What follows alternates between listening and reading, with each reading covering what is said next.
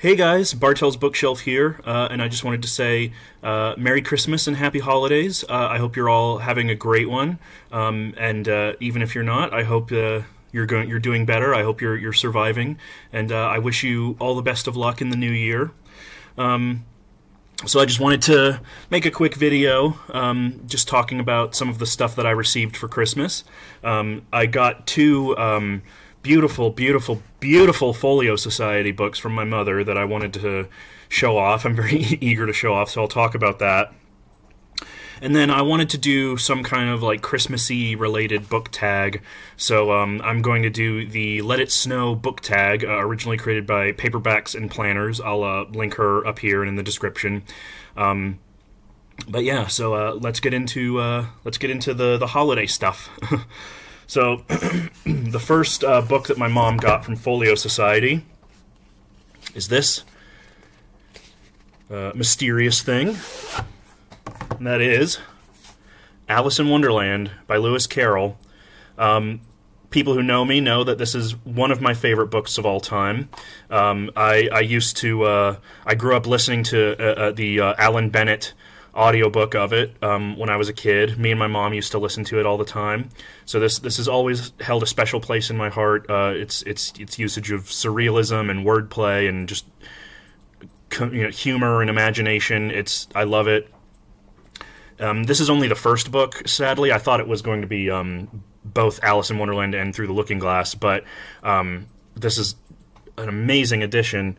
There's the White Rabbit there. This is an amazing edition of Alice's Adventures in Wonderland, illustrated by Charles Van Sandwyck, and it's every page of it is just lavish. I mean, the end papers show a map of Wonderland there, and it's all printed on like really expensive, thick paper. And these illustrations are just absolutely gorgeous. And not only are there color illustrations, but almost every single page has some kind of illustration or drawing on it, as you can see there. And then there's all these beautiful color prints as well, these color plates. Let's see, let me find a good one. Yeah, there's Alice and the Dodo. Oh, yeah. There's Bill the Lizard. If you can see that. There's Bill the Lizard being given brandy after being kicked out of the White Rabbit's chimney. So yeah, it's this lavishly illustrated, beautifully put together edition of one of my favorite books of all time. And I thank you so much to my mom for getting this. I already have like several hardcover editions of this, but this is by far the nicest one I have, so I will treasure this for all my days. Thank you. And the second book that my mom got for me is this one. Very different looking. Can you guess what it is?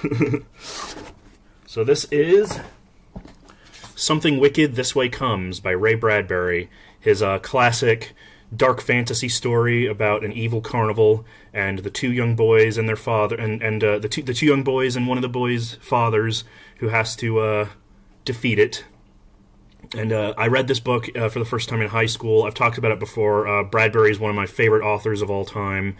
This is a great book. I've been meaning to reread it, and as soon as I saw this edition, I was just like, I have to have it. I mean, just look at that cover. Look at that cover. And this one isn't as lavishly illustrated as the Alice in Wonderland, but it's still very, very beautiful. This has illustrations by Tim McDonough. You can see one there. Mr. Dark. And let me find. Oh yeah, here we go. This one's my favorite illustration. Check that shit out. Isn't that awesome? I love it. So yeah, this is a great book, and this is there's another one. Mr. Dark and his Pandemonium Shadow Show. So yeah, this is a great book, and this is a beautiful edition. I was flipping through it earlier, just taking in the writing, because, as I said, Bradbury's one of my favorite writers, and his writing style is unmatched. Nobody writes like Bradbury. and it's just so, and just flipping through it earlier and reading some excerpts and stuff just made me want to read it again. So there may be a review of this soon, we'll see, but I love this. So yeah, again, Mom, thank you so much for these wonderful, wonderful Christmas gifts. I will treasure these my whole life. I will treasure these. I love these. Thank you so much. So yeah, with that, let's get into the Let It Snow book tag. As I said, this was originally created by Paperbacks and Planners, who I'll link in the description. I had a hard time finding books to fit all of these answers because a lot of them are winter-based or like very themed, and I don't really do a lot of themed reads, or themed reading is something I only started doing very recently. But I found some things that I think I can talk about, so the first question is, the weather outside is frightful, a book with a snowy setting. I had a hard time finding this one because I couldn't think of any books I'd read recently or that stuck out in my mind that had a snowy, wintry setting, aside from Lion, the Witch, and the Wardrobe, but I don't have a copy of that right now. But this may be cheating, because since I'm not finished with this yet, but I've been reading this book for the winter season. This is Winter's Tale by Mark Halperin.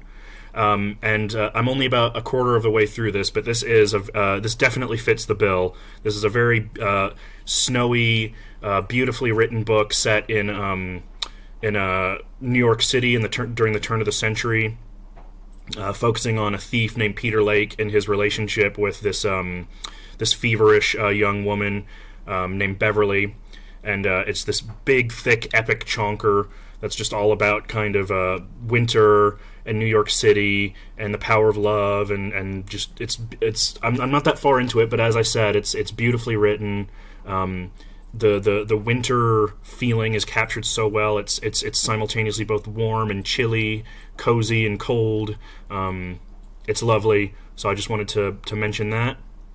I may do a review of this when I finish it, but we'll see, because it's a big book and I'm not that far into it yet, but I am really enjoying it. So that's Winter's Tale by Mark Halperin. The second question is, but the fire is so delightful. This is a book that warmed your heart. I decided, I just finished this recently. Honestly, this could have applied to several questions on this, but I decided to go for this one. This is a book that warmed my heart. I just finished this a couple days ago. This is We Contain Multitudes by Sarah Henstra. I really enjoyed this book. This book was so emotional and lovely and heartwarming. It's a YA gay love story written as a series of letters between two boys. One of them is a very flamboyant gay teenager named Jonathan Hopkirk, and he's obsessed with Walt Whitman. And as part of a school assignment, he enters into a series of correspondences with this angsty football player named Adam Kurlansky, and of course, feelings develop. And that's really all I'm going to say for right now, because I am going to talk about this more in my wrap-up, but suffice to say, I went into this not knowing anything about it. I just borrowed this from a friend on a whim because it sounded interesting, and I loved it. I devoured it in like 4 or 5 days, which is good for me. I don't normally binge read like that, but it's beautifully written. There's lots of poetic turns of phrase. There's lots of references to Walt Whitman, even within the title, We Contain Multitudes. It's emotional. I don't know. I really enjoyed it. So yeah, that's We Contain Multitudes. This warmed the cockles of my heart. And I'm not someone who's easily swayed by those kinds of things. So yeah, I'll be talking more about this in my wrap-up, but that's We Contain Multitudes by Sarah Henstra. The next one is Since There's No Place to Go. This place that is a place you wish you could visit, real or fictional. And honestly, I'm not really sure how to answer this, because I enjoy traveling, but I haven't really thought a lot about actual places I would want to go, aside from, typical stuff. Like, I've always wanted to visit Japan. I would love to visit Greece. I would love to visit... I want to move back to England eventually. I love England. I don't know. And with fictional places, I mean, I always hesitate answering, what's a fictional place you want to visit, because it's one of those things where, like, it's one thing reading about something in a book and, like, enjoying it that way, but if you actually lived there, it probably wouldn't be as much fun as you thought. So, like, say, for example, like, I mentioned, Chronicles of Narnia. You know, Narnia sounds fun, it sounds exciting, but then you get there and it's full of, you know, interpersonal wars and, you know, battles for the spirit and things like that, and it probably wouldn't be as much fun as as the books make it seem. So I'm sorry I don't have a whole lot to say for that one, but that's that question. The next question is, it doesn't show signs of stopping. That is a series you're still in the middle of. I'm in the middle of a bunch of series, but I just grabbed the ones that I finished most recently, or I finished the first book recently. But this year I decided to start, because I want to read more epic fantasy and stuff like that. I tried reading The Way of Kings by Brandon Sanderson, and I couldn't get into it. I don't know, it just didn't work for me. I didn't like the writing style. I might try it again at some point down the line, but because I wasn't enjoying that, I don't have the first book with me because I gave it to a friend, but I can show you the second and third books. But I decided to start the Farseer trilogy by Robin Hobb. And earlier this month, I read the first book, which is Assassin's Apprentice, and I really enjoyed it. And so I'm very much looking forward to reading the other two books in the series. This is Royal Assassin. This is book 2, and this is the third book, Assassin's Quest. These are really interesting stories about a young man named Fitzchivalry Farseer, who's the bastard son of a prince, and he ends up being trained as a royal assassin. And it's just kind of about the interpersonal politicking of the kingdom that he lives in, and about him and his life and growing up, and it's very beautifully written. Again, I read the first book in December, so I'm going to talk more about it in my December wrap up. But I am in the middle of this series now because I read the first book and I liked it so much. I do want to get to these eventually. Probably once I finish another longer book like Winter's Tale, I'm going to start the second book. But I did really enjoy them, and I want to read the rest of the series. I actually have a bunch of Robin Hobb's Realm of the Elderlings books. I don't have all of them, but I know I have the first 3 trilogies. I have this one. I have the Tawny Man and the Live Ship Traders. I have all of those. So hopefully, if I continue to enjoy these, I will get to the rest of those eventually. So yeah, that's the Farseer trilogy by Robin Hobb, Royal Assassin and Assassin's Quest. The next one is Brought Some Corn for Popping. That is a book you devoured. I could have gone with Count of Monte Cristo, but I've talked about that endlessly, so I wanted to talk about something else. And to be honest, this is another book that could have gone for either multiple questions along with We Contain Multitudes, but I decided to go with Fangirl by Rainbow Rowell. This is the special edition, exclusive collector's edition. So I'd never read Rainbow Rowell before until I think 2 years. I think I read this in 2020, I believe, 2019 or 2020, somewhere around there. And I absolutely devoured it. I read the whole thing in 4 days. It just really grabbed me. So this is the story of Kath, who's a young girl who's in her first year of college, who's a very hardcore fangirl for this Harry Potter-esque series called Simon Snow that she writes she writes gay fanfic for. And it's just kind of about her trials and tribulations as not only as a college student, but as a struggling writer. She's in a creative writing class, and a big part of the arc of the novel is about her learning to find her authorial voice, learning to sort of embrace or to sort of find herself as a writer.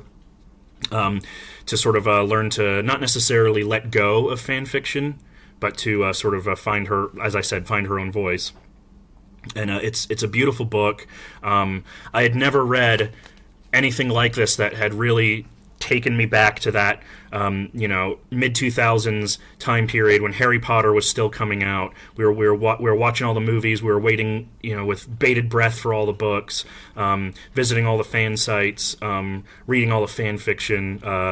This book captures the lovely, the wonderful, the heartwarming parts of fandom so beautifully, to the point where it actually brought me back to that time period, that feeling. and I'd never read a book that was able to do that before, so I loved this book. It's one of my favorites. I mean, so much so I went out and bought this collector's edition. I have read the first book in the Carry On trilogy, the Simon Snow trilogy, which was the spin-off of this, and I really enjoyed that, but I haven't read the rest of those yet. But I have read a few more Rainbow Rowell books recently. I read Attachments this year, which I really enjoyed, so I really, really like her, and I'm looking forward to reading more of her stuff. So yeah, that's Fangirl by Rainbow Rowell. The Lights Are Turned Down Low. This is a book that kept you up all night. Again, I could have gone for Fangirl. I could have gone for We Contain Multitudes, because I devoured those. They kept me up all night. And then I decided to go with something that's more sort of on the creepy side of things. Kept me up all night in terms of like being scared. And I guess even then, this book is a bit of a cheat because it didn't really scare me. Not a lot of things do these days, but it did stick in my mind. And so I wanted to talk about it. This is Songs of a Dead Dreamer and Grimscribe by Thomas Ligotti. These are this is a bind-up, a Penguin Classics edition of his first two short story collections, which before this were originally pretty hard to find. Especially, I think Grimscribe was really, really rare and expensive. But I bought this as soon as it came out because I'd always heard a lot about Thomas Ligotti, and I always wanted to read him. And yeah, this book really didn't disappoint. So if you don't know, Thomas Ligotti is a very nihilistic, sort of Lovecraftian-style author, but he goes into realms and philosophical concepts and ideas that Lovecraft never even dared to touch. I mean, people say Lovecraft had a nihilistic view of the world. Ligotti beats him, you know. These are like a lot of his stories often deal with madness and the idea that beyond the veil of sort of our known reality, that there's not that there's sort of a great vastness of nothing. The idea that in the grand scheme of things we really don't matter, we're not important. You know, we just exist here on this earth and nothing matters. So they're very, very sort of philosophically upsetting stories, I guess, but they're also beautifully written. He has a sense of place and atmosphere like nobody else. There's one story in here that I particularly enjoyed. I think it was it was Masquerade of a Dead Sword, which I don't remember a whole lot about it. I just remember, The Greater Festival of Masks was another really good one. Again, it's been a while since I've read these, so I don't remember a lot of the specifics. I just remember the atmosphere and how they made me feel. They were so darkly beautiful and lovely and terrifying. I actually have been wanting to reread this because it's been about 4 or 5, 6 years since I read this, so I might do that. But yeah, so that's Songs of a Dead Dreamer and Grimscribe if you want something to keep you up at night in the scary sense of the word. So there you go. Then finally, Let It Snow, Let It Snow, Let It Snow. This is just a winter recommendation. And again, I already talked about Winter's Tale. It was really tough for me to think of something for this question because I don't do a lot of themed reads, and I couldn't think of a lot of books off the top of my head with a wintry setting. So again, this is probably cheating, but I'm just going to go with it. I haven't actually technically read this book yet, but I have seen the movie, so I feel somewhat qualified to talk about it. This is Let the Right One In by John Ajvide Lindqvist. I'm sorry if I mispronounced that, but this is a very famous Swedish novel about a young boy and his relationship with a young girl who turns out to be an immortal vampire.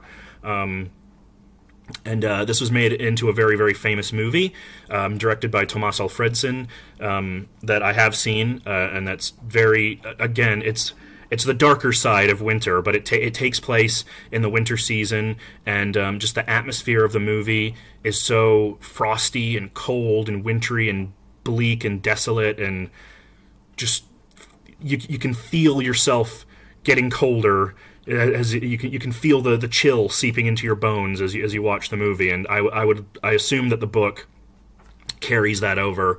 But again, like I said, this is kind of cheating because I haven't read this, but I have heard a lot of good things, and I really liked the movie. And apparently the book goes into like way more detail than the movie ever did, so I really look forward to getting into that eventually. So that's if that sounds interesting, that'll be my sort of winter recommendation. Again, I haven't read it, so I know it's cheating, but that was the only one I could think of. So yeah, that's that. Let the right one in.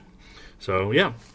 And that was my my Let It Snow book tag. So again, thank you all so much for watching. I'm still new to this BookTube game. I've only been doing this regularly for about 3 or 4 months, and in that time I've received a massive outpouring of love and support from so many wonderful people. So I really appreciate that, and I look forward to doing even more videos and getting even more bookish conversations going in 2021. So yeah, that's that. I hope you guys all have had a wonderful holiday. Merry Christmas, Happy Holidays, and yeah, let's look forward to 2022. See you guys next year. Bye.